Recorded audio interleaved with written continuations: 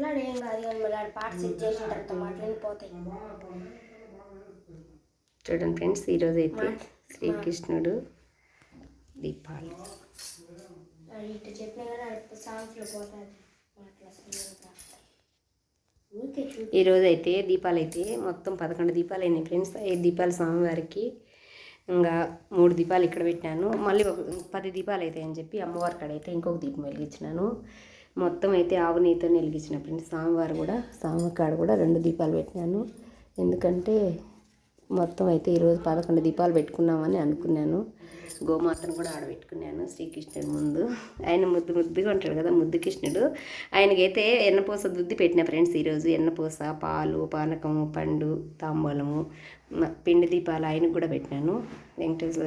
శ్రీకృష్ణుడికి కూడా పిండి దీపాలు పెట్టినాను. ఎలాగో వెంకటేశ్వర స్వామికి రెడీ చేసుకున్నాను కదా, ఆ పిండి కొంచెం తీసి ఆడ 2 ముద్దలు పెట్టాను. మొత్తం అయితే ఈరోజు అయితే మా దేవుడి రూమ్ చాలా బాగుంది ఫ్రెండ్స్. చాలా నిండుగా కూడా ఉంది. చూడండి ఎంత బాగుందో. నాకైతే ఇలాగే కూర్చొని చూసుకున్నామా అనిపిస్తుంది. మీకు ఎలా అనిపిస్తుంది? ఇంతకు మీ పూజ ఎలా అయిపోయింది? మా పూజ అయితే బాగా అయిపోయింది, చాలా బాగా అయిపోయింది. ఈరోజు అయితే ఎంత ప్రశాంతంగా ఉందంటే అంత ప్రశాంతంగా ఉంది. చూడండి, ఇలాగే చేసుకోవాలి ఫ్రెండ్స్. ఇలా చేసుకుంటేనే మనకు ఇంట్లో ప్రశాంతంగా ఉంటుంది. ఇంట్లో నెగిటివ్ ఎనర్జీ అనేది ఉండదు. ఎప్పుడు దేవుడికి చేసుకుంటే తప్పేం లేదు. కానీ మన ఓపిక, మన టైము, మనం అన్నీ చూసుకొని చేసుకుంటే మాత్రం అస్సలు ఏ దానికి ఇబ్బంది పడాల్సిన అవసరం అయితే ఉండదు. చూసారు కదా, ఓకేనా? నచ్చిందా?